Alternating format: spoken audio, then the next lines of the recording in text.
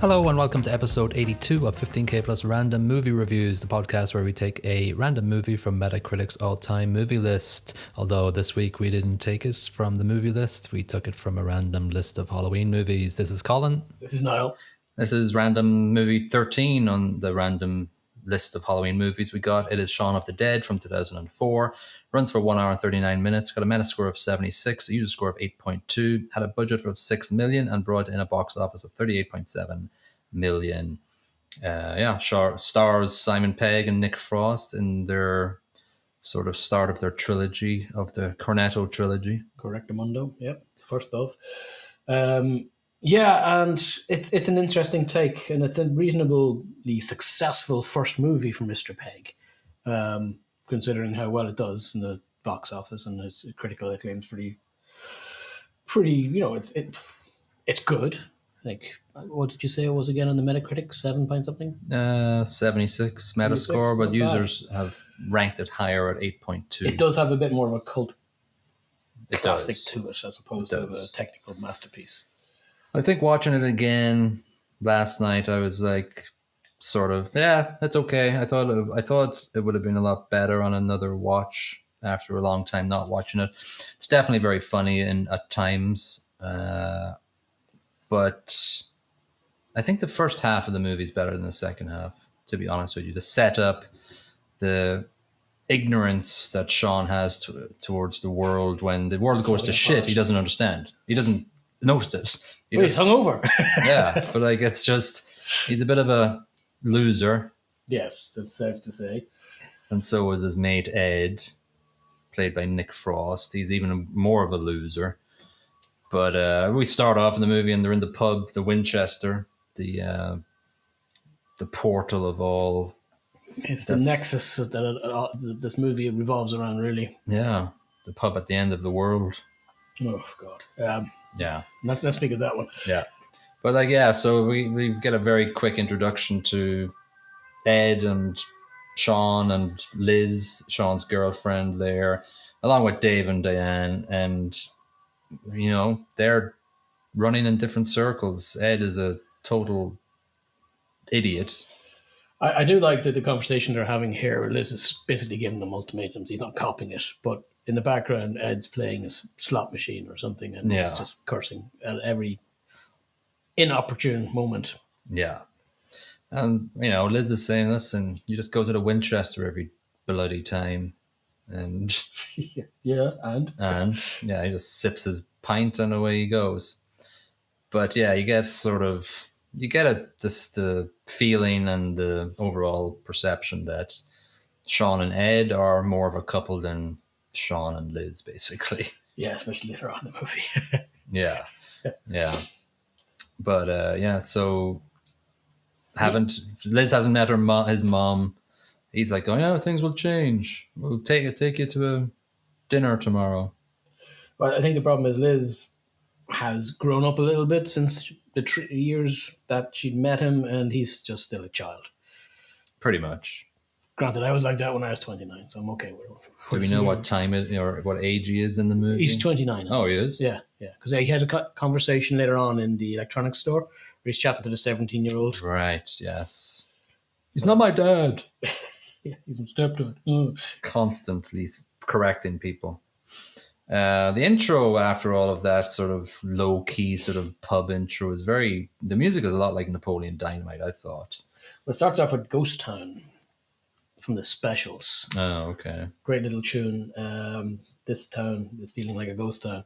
And that's an appropriate little ditty. Little nod. Considering what's happening in the background. Yeah, well, like this, we see a lot of montage of just actual people that aren't zombies, but they are acting like zombies, going to work and stuff. Mundane jobs, miserable lives, doing the same crap over and over again, like Shaun and Ed. Yeah.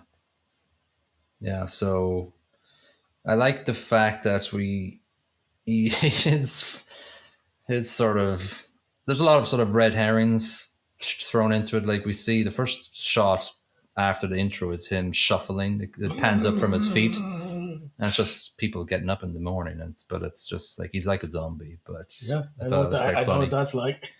I also like the fact that they're taking the piss of action movies, and the way that it does a lot of fast cuts just for washing your teeth. Like Rambo getting ready, with the gun belt, the ammo belt, and things like that. It's just like taking the piss, and it's funny because it's taking the piss.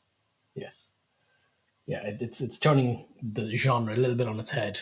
He's doing a man absolutely mundane task, and he's just fantastically dramatic. Yeah. And so that's the sort of style you're getting with the movie. There's a lot of sort of asides, like verbally, a lot of kind of clever vocal humor, but then you get a lot of editing humor as well. I think that works quite well. Him and Ed live with this sort of business yuppie flatmate. Keith. I can't remember his name. I thought it was Keith, but then I rechecked my notes. It's definitely Keith. Right. So obviously he's not happy with Ed because Ed's just a loser, doesn't pay any rent or whatever. Never closes the door. Never closes the door. Very important point. So it's very important to sort of observe Shaun's walk to work when the world is still okay. It's setting it up for the next day. Pretty much. It's fantastic. And we'll talk about it now, but the next day is a mirror image. Exact same people on the street, but behaving slightly differently, but not completely differently. Yeah, they're all zombies the next day, but they're pretty much doing the same thing, apart from the guy with the dog on the leash, because he's just holding the leash up. Sorry, mate, no change today. So brilliant. Yeah, so he works in a TV store selling, and he's just been taking the piss out of the young guys that are living or working there, and he gets the call from his dad. Hey, it's your dad. It's not my dad. He has to go to meet his mom bi-monthly meeting. Make sure you bring flowers. Not from the store. Yeah. And so you see a lot of stuff going on. There's a woman that faints at the bus stop. There's a lad with a pigeon. There's a lad with a pigeon? Yeah. He's looking across out the window of the electric store. There's a lad holding a pigeon. Oh, yeah. And then the bus goes past and he's gone. Yeah, he's like, did I see that? Yeah, that's true. And then the army trucks go past as well. There's all sorts of little red flags everywhere. Yeah, it's red. Everything's gone to crap, but he doesn't see it because he's got his own problems. Yeah, he's on the bus home, and then like somebody's sneezing behind him. He's like going, COVID? Whatever. Yeah, exactly. Yeah, and there's an ambulance as well. There's people dropping to the ground as he's going home on the bus. Yeah, and important to note that he missed a phone call from Liz. And Liz called him, and he's like, "Oh yeah, sort of." Yeah, he doesn't know. Put the table down. And he's like going, "Oh shit, I have to get a table." There's no table at that Indian place. That's the fancy restaurant that he promised at the pub that he would bring as part of his turning a new leaf. Yeah, not great. Yeah, she hangs up in his ass. Yeah, well, he basically says, "Winchester." Yeah, she doesn't like that. Yeah. Also, he's like on the phone to Liz. He calls Diane and Dave a failed actress and a twat, which sort of the twat thing continues on, but the failed actress doesn't because Diane's quite a nice character. She is. Whereas the David thing works because he's an a-hole. Yeah, he's a bit of a twat. He is a twat. Yeah. So. So we got, he goes to he basically just, he gets dumped, basically. Yeah, he gets dumped pretty hard. Toodle pips. Throws his bouquet away because it says "to my wonderful mum" in the bin. So it wasn't even the correct flowers. Well, it was kind of unfortunate that he handed it to her and then she looks and goes, this is for your mum. Yeah. No. Yeah, yes.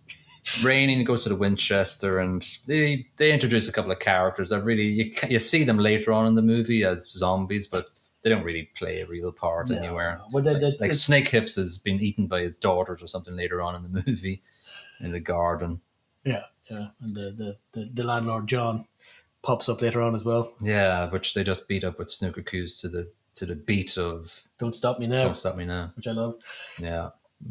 But they were told already. It's the blatant comedic trick or ploy. Like, just put the cue through his eyeball. That's what they were telling you to do. Don't do a freaking Roomba it's not routine. Work. Yeah. Somebody says it's not the end of the world or something. It's like, That's what Ed says to him as he's chatting Yeah. about. And I'm not going to give you any cliches or anything, yeah, but it's not the end of the world. not the end of the world. As somebody knocks on the window. Yeah. Fucking pisshead. Pisshead. Yeah, they walk home from pub and like there's zombies out, but they don't notice them because they're both idiots. I like that they're singing a song, the two of them, absolutely blotto drunk, and they stop, and right at the right time, they got, I can't remember what it is, a white line they're singing, and they're like, did it. Yeah. It's a wonderful little scene. Yeah. They timed perfectly. Yeah, they go home and blare electro music, and of course the flatmate's not happy with that. He's not feeling great. He's got work 4 a.m. Everybody's called in sick for some reason. And he's got bit. He's got a bandage. Bunch of junkies bit me. Yeah. I didn't stop to ask them why. Yeah.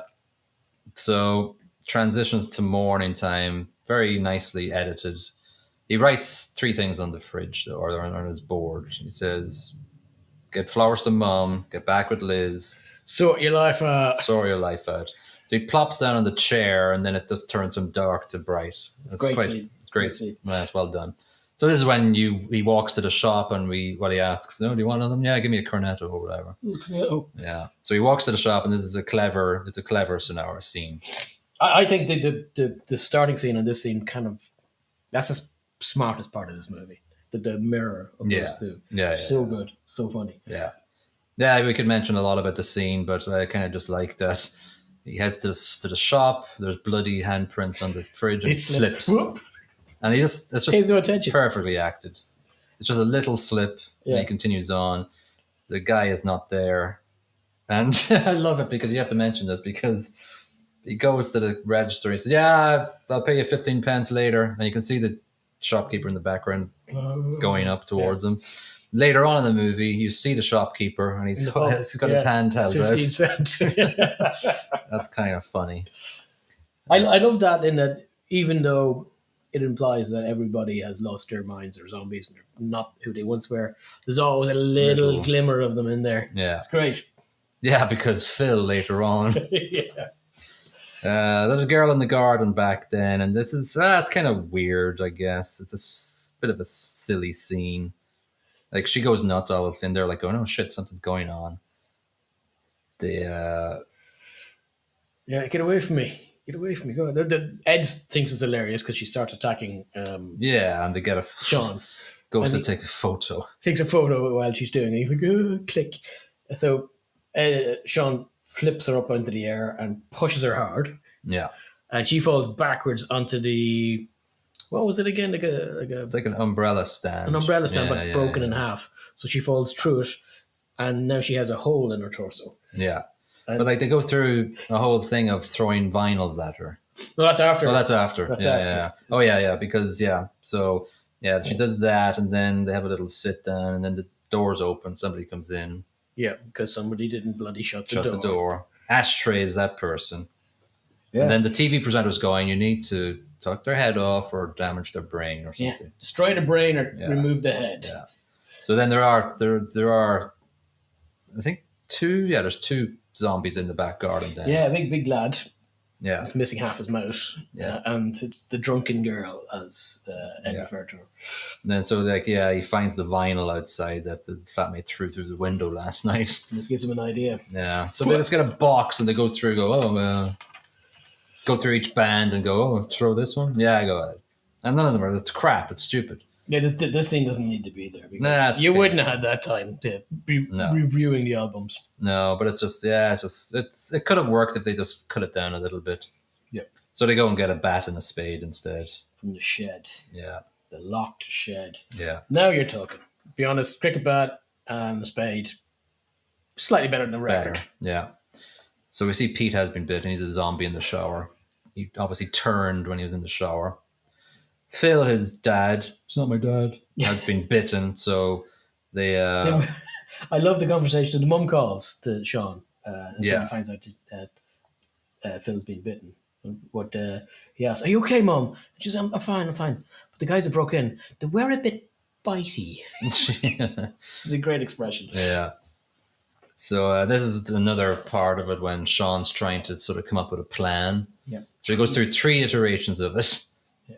One, When you can't want to go remember. back to the house first, that was the plan. Wait for it all to blow Yeah, over. but then he's like, "Oh, I have to pick up Liz, so go to get me Go mum. to Go Liz. get Liz." Then I come back to the house, and I'll wait for it to blow over. then he's like, "Oh, wait, that's not going to work because the window's broken and there's lots of zombies in the back. So we need somewhere comfortable, That we familiar."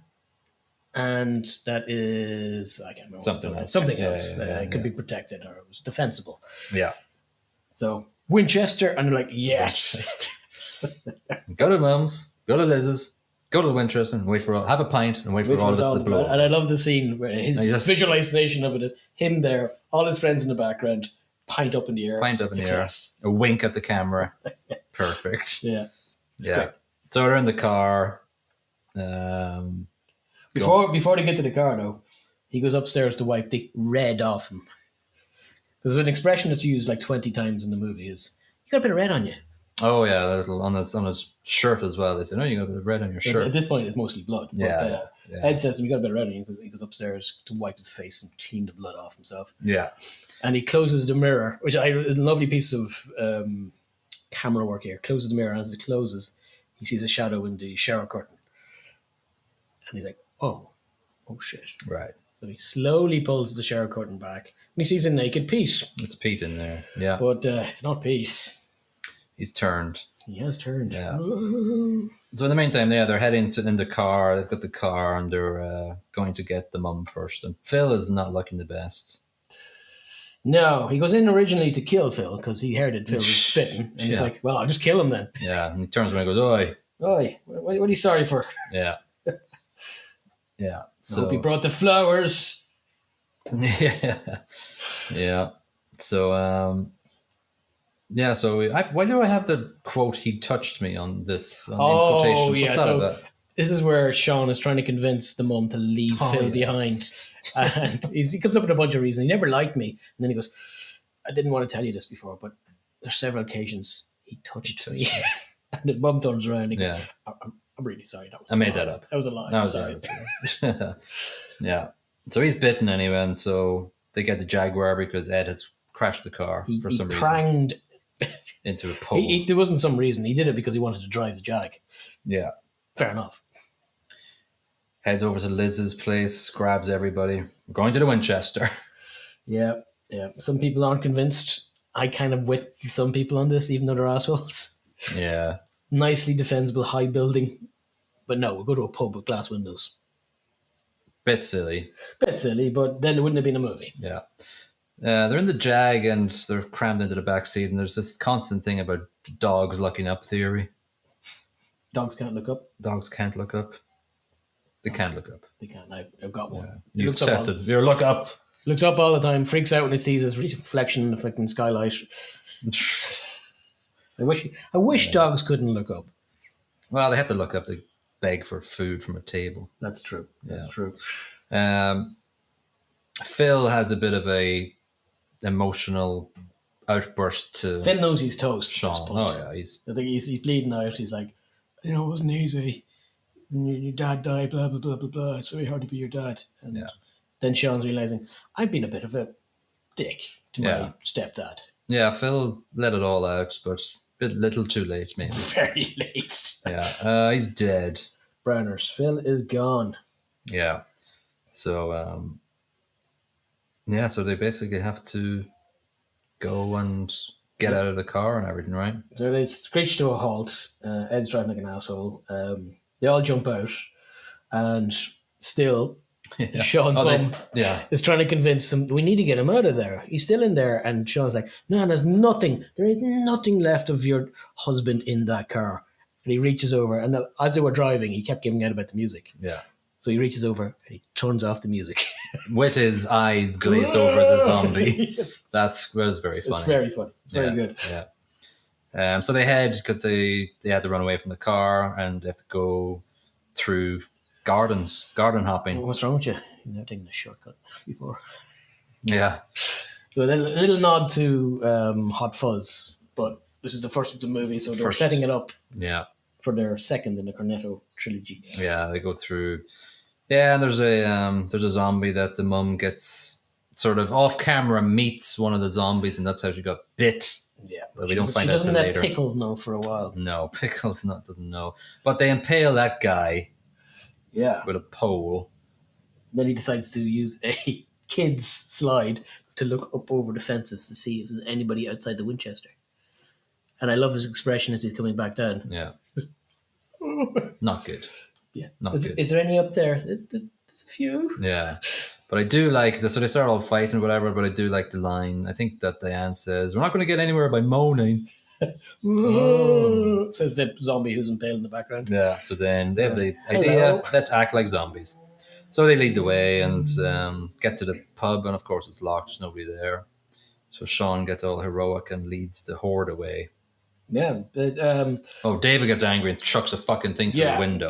Well, they've already attracted the attention of all of the zombies because Shaun and Ed have a bit of a barney about the fact that he's always pulling him backwards with his shenanigans. And Ed's phone went off or something. Yeah, no, I don't have any at the moment. So annoying as a character. He's an idiot. I think intentionally so. He's not much smarter than the zombies that are chasing him. No. So he leads the horde away. They jump through the window. And David's this is the start of his angry turn, his angry sort of evolution as a character. He's not coming back, you know. Yeah, he's not coming back.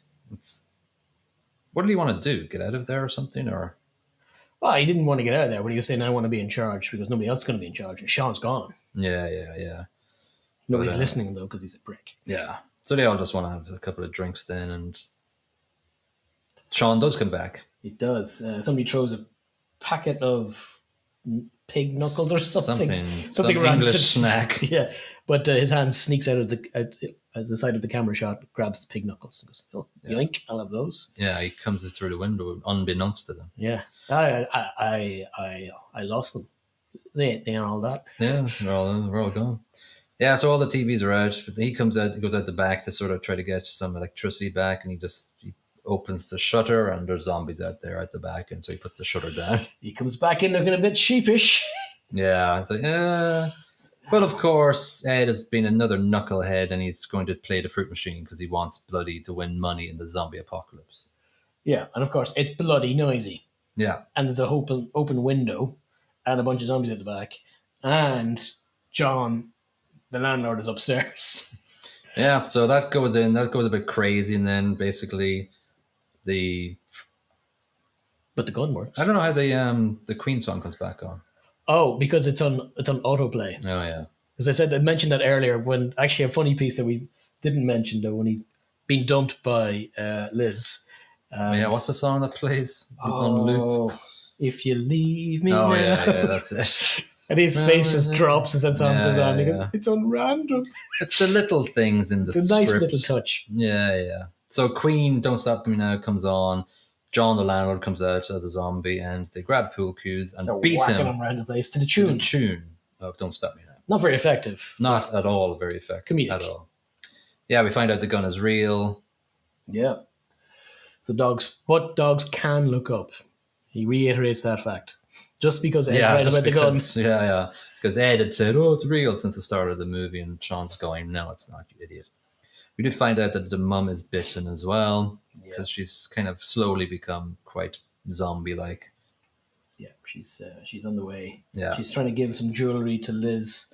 And Liz is like, I don't know. Yeah, we broke up, kind of. They start fighting. They start shooting zombies, and the first sort of wave goes past. But they're not shooting zombies at all. Sean's terrible shot. He's from 2 meters away. He can't. He can't hit anything. He's hitting the wall. Yeah, but then the mum turns into a zombie, and David becomes even more crazed. But he's kind of right, obviously. No, you got to kill her now. She's going to turn into one of them. She's going to kill us all. And Shaun goes nuts and goes, "No, touch her, I kill you." Yeah, exactly. So there's a standoff. And then it's David, you like Liz, don't you? So it's all a little bit of ramping up of drama for no real payoff. That bit doesn't need to be there. It doesn't add anything to it. No, he's a twat. Yes, that bit we understand. Yeah. Fuck-a-doodle-doo. When did he say that? I definitely says Fuck-a-doodle-doo. What was that again? I can't remember when he did it, but I have it quoted. I have it quoted after twat and before the swarm Yeah. happens. I don't know. Shaun says it about something. I'm sure somebody listening will be going, "It's Wendy." Yeah, yeah. It's a great phrase. Yeah, it's great. Then the swarm starts coming in, and Yeah, just people shit start show. dying quickly. David gets pulled apart. Quite a good scene. If it wasn't a comedy, it'd be quite horrific. Yeah. Gets ripped They apart. start reaching into his stomach and ripping out the innards. Yeah. Then legs fly off. Yeah. Then Diane goes out, Yeah. tries to save him. It's like, why? What are you He's saving? missing. His head. His head is off. Yeah. He's gone. Yeah. Then Ed gets dragged in. He gets bit multiple Yeah. times. He's still going though. Tough Yeah. guy. Yeah, it's still going. But so it's basically Liz and Shaun left, and they jump behind the bar, sets the bar on fire for some reason, then go down to the cellar. And Ed shots is with left. them. 2 shots left. They're Ed's like, bleeding out. Ed's bleeding out, saying, We've got 2 shots left. What are we going to do with them? We'll shoot each other. yeah. And Ed's like, "Oh, I don't mind being eaten." For about 2 minutes, and then he thinks about it. And he goes, "Actually, can I be shot?" Yeah. But they're like going, there's no way out. But then they look at them, oh, there's an elevator up to the Yeah, and to find out because street. Liz had some sneaky cigarettes on her that she had for being stressed. Yes. And then, Because they both said they were going to give them up, la la la la la. yeah. And because of her lies, it actually saved the pair of them. Yeah. Because he lights a lighter Yeah. and it illuminates the switch. Yeah. It wasn't that dark down there. No, it wasn't that dark at all. No. But yeah, so they head up. They leave the gun with Ed, head on up to quite a cinematic shot, and the army's there. The army just turns up and just Starts- guns and shooting, and 5 seconds later, all the zombies are dead. Yeah, pretty much. Yeah, 6 months later. Well, actually, we missed one last thing from Ed when Shaun goes back over to him. Oh, The thing he does a fart joke at the start, which is yeah, it carries through. it's not like it's not like a cringe fart thing. It's just like it's all bloke It's humor. fart humor, Yeah, toilet humor. yeah. So it's like, yeah, I'll stop doing it when you stop laughing. Well, it's endearing Not laughing. in this instance because it carried through and it's because they're friends and blah, blah, blah, blah. Yeah.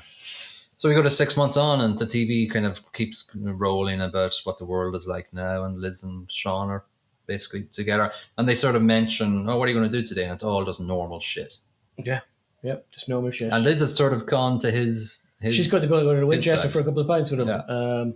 Then he goes out to the shed.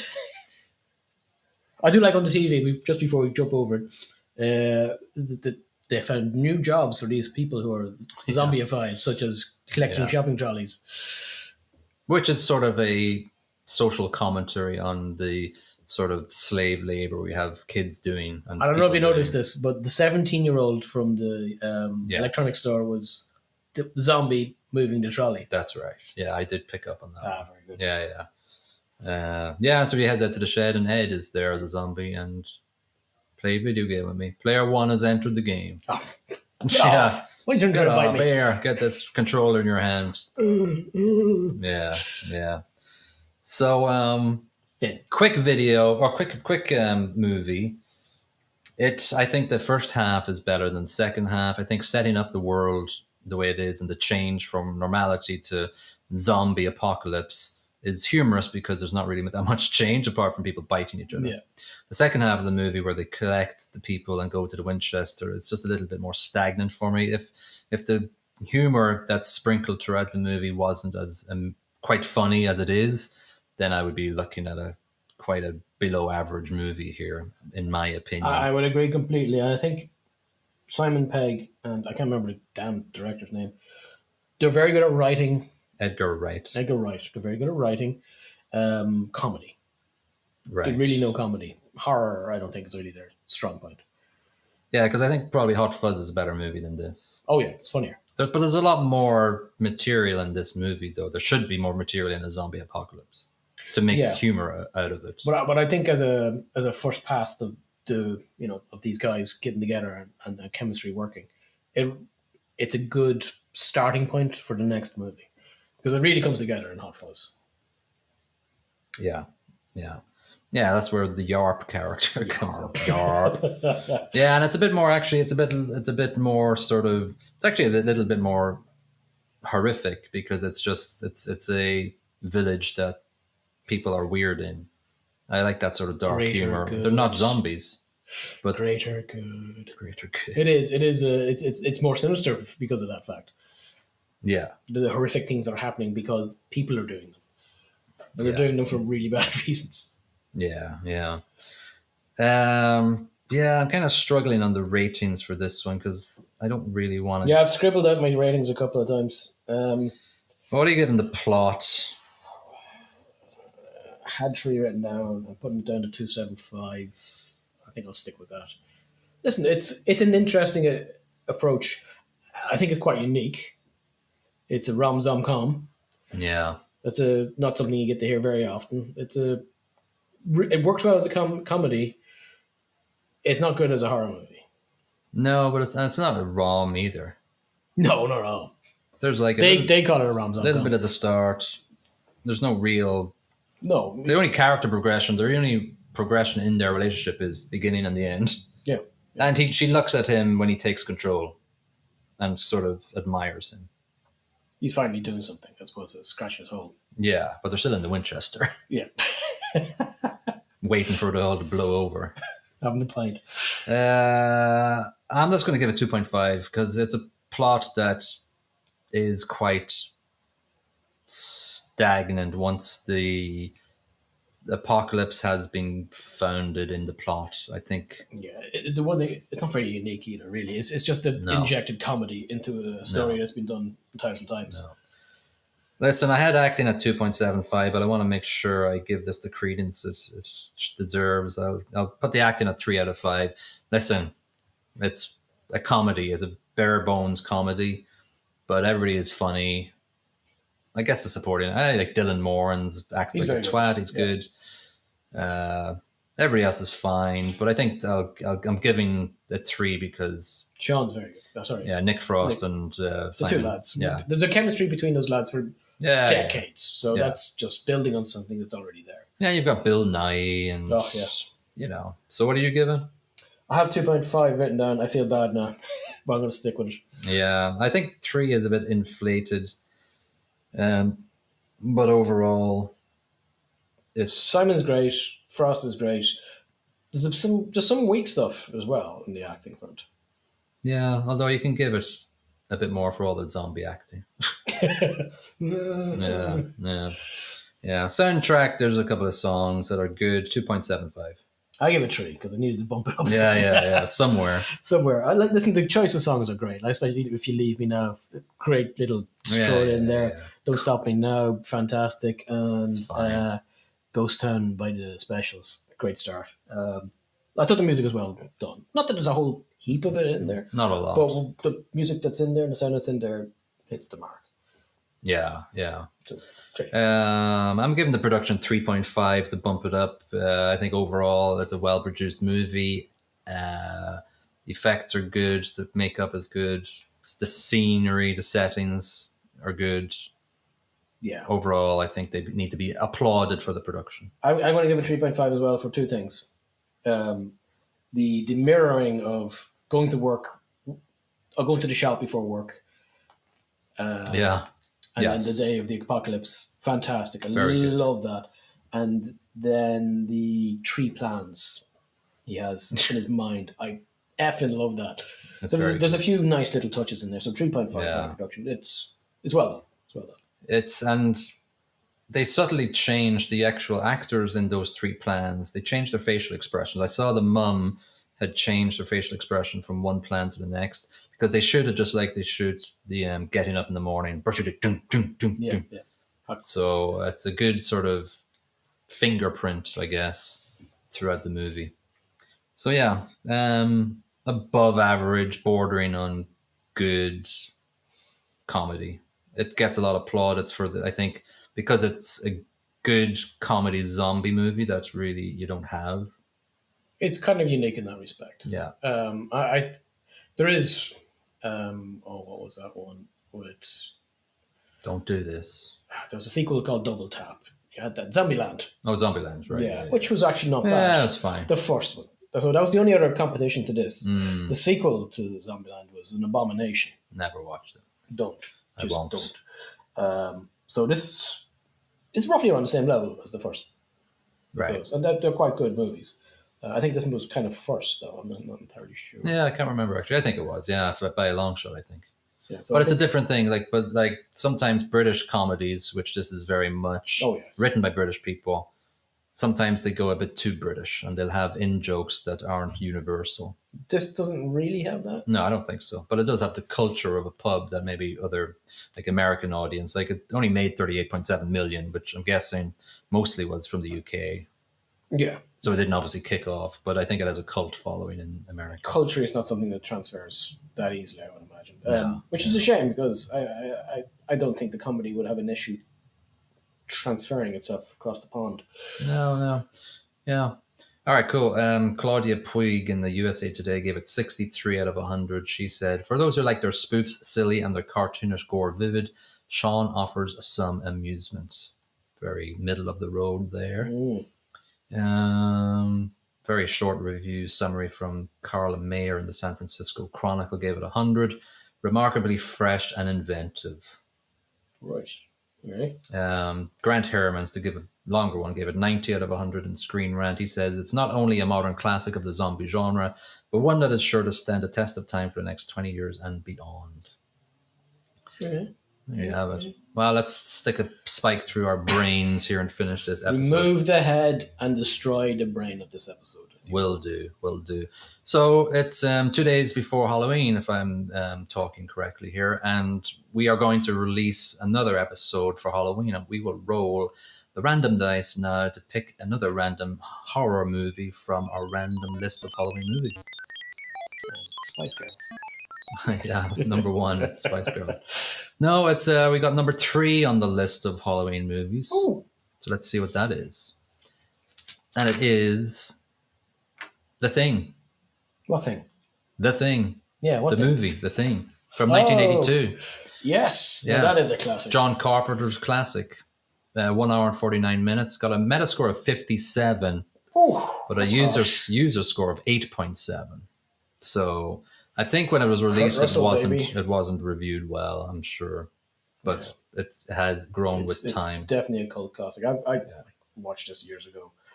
Love it, absolutely love it. I don't remember watching it fully, or if I did, it was 30 years ago. Summary is: a research facility in Antarctica comes across an alien force that can become anything it touches with 100% accuracy. The members must now find out who's human and who's not before it's too late. So we will do The Thing in the next thing of this podcast thing. That's a good thing to do. I think it's the thing we should do. Okay, so if you haven't reviewed us yet or shared it with everybody, please do so as soon as you can. And we will see you on episode 83 of 50K Plus Random Movie Reviews. Bye-bye. Cheerio.